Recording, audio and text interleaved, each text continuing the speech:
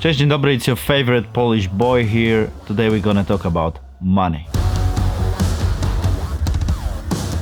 Probably most of you don't know that, but besides running a recording studio, I have a band. I'm a musician. I've been doing that basically my whole life, but my current band, which is called Tides from Nebula, is active since 2008, so it's already like 16 years. It's hard to believe. During all these years, I've been watching how the industry changes. It's constantly evolving environment, so let's just discuss it in this episode. First of all, we all have to agree that we are talking about the bands or the projects which are at least decently successful, because without the audience there is no income at all.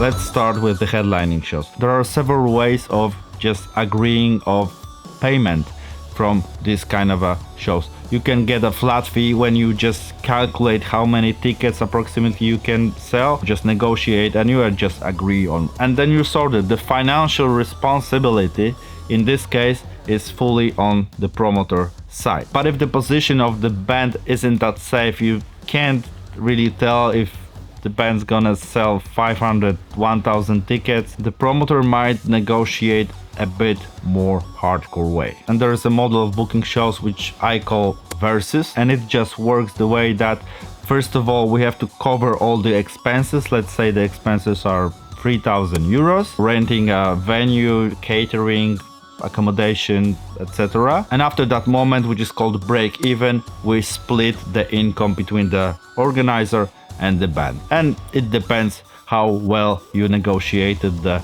deal. Mostly it's like 70 to 30, 80 to 20, something like that. But there are also situations when you as a band basically organize your own show. You just rent the venue for a certain amount of money. You just cover the expenses of the catering, of the hotel and all the other costs. Then basically all the money from the door, all the ticket money comes to your budget. It's also a model which works fine if you're pretty sure that you can promote the show. You are also pretty sure that you're gonna sell this show. For example, my band, almost every year we play in our hometown, which is Warsaw, Poland. And these shows are pretty safe for us, so we don't actually need a promoter, so we rent the venue and all the income goes to our pocket, of course, after the taxes and after the expenses. But in this case you have to be really sure that you're gonna recoup, because you know, if you would sell 20 tickets we will be totally screwed financially. So basically it's a matter of just calculating how many tickets you can sell, if it's more risky for you or if it's more risky for the promoter. Negotiate it, you know, it's a business as any other.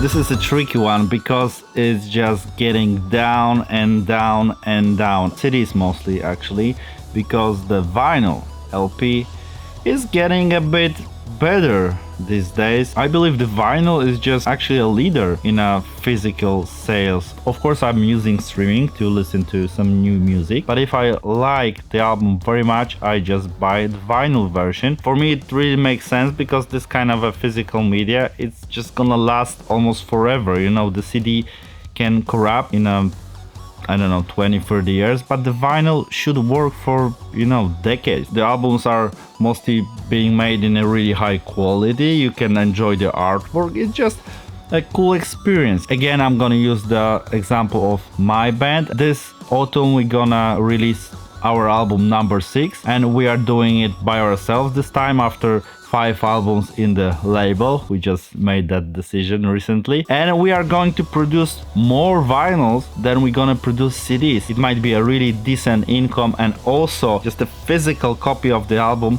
creates stronger bond between the artist and the listener. When I follow the discussions in the social media that streaming brings no money to the artist, I dare to disagree, not fully, but I do. My band got, let me check, in last year my band Tides from Nebula had 286,000 listeners. And for example, our last album, which is called From Voodoo to Zen, was streamed over 7 million times. And I would position our band as a kind of a middle success alternative band. And I will not tell you the exact numbers, how much money we made from the streaming, but I can guarantee you with this kind of numbers, which are pretty high, but they're not ridiculous, you can make a decent money, which you can use to, tour, to promote the band more, to just up your game in a live production of your shows. So it's a money which you can't ignore. And right now I will say one controversial thing. The people who are just complaining about that there is no money in the streaming are two categories of musicians. The ones which music is not being listened at all. And the second category are the huge artists which still remember the old times before the streaming, where the same amount of sales as they would expect these days would just make them super rich. So in that case, it makes sense. They make less money with the streaming than they would make with the album sales. Most of the profits besides the ticket sales for the bands on tour comes from selling merch. Most popular merch are of course t-shirts and hoodies, but besides selling the merch on tour physically, you can also run a web store which runs basically all the time. And if you remember to just remind your friends that, okay guys, you can buy our stuff here on this website, you can count with some pretty decent income this way. Remember to monetize your YouTube channel, because if you have a successful music video with, 1 million views, then you can count with some, 15-20k income with that.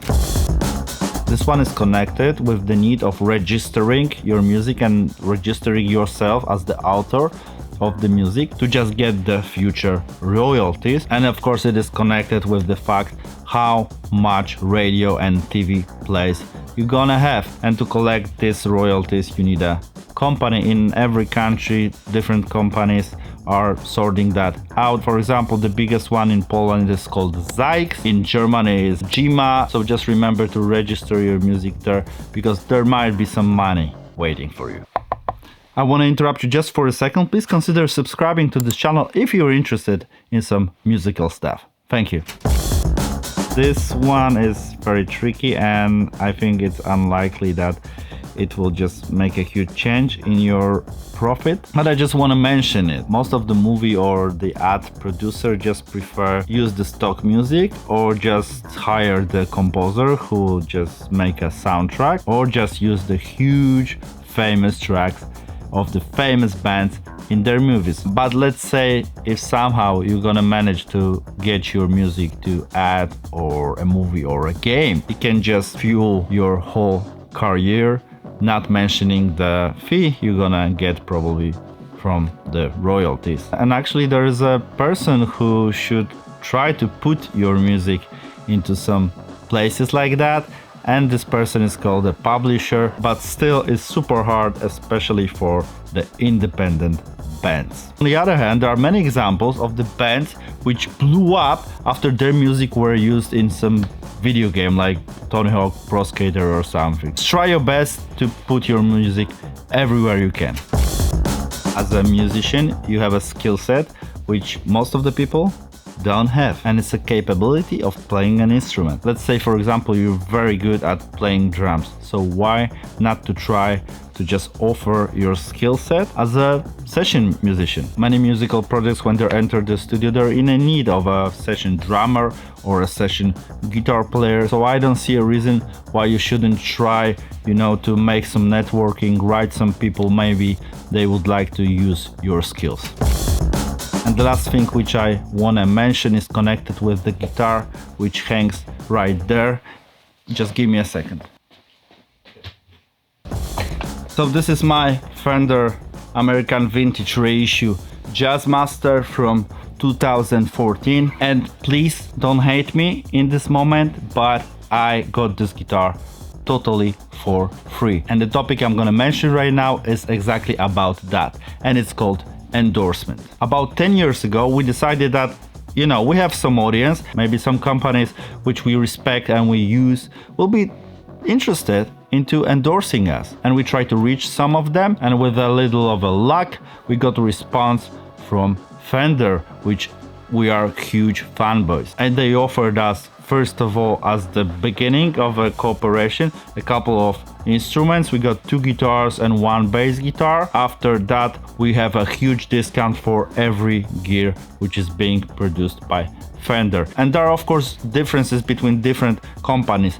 Fender is very chill. You don't have to play their instruments exclusively. I'm a huge fan of Fender, but I also like Gibson, and Fender doesn't have any problem with me using my SGs on tour. Just try to reach some companies and maybe they will be interested into just some kind of a barter, you know, some social media posts with their stuff in exchange of some gear. Okay, so that's it for today. The pleasure was all mine. I hope that was helpful. Consider subscribing and see you in the next episode. Cheers!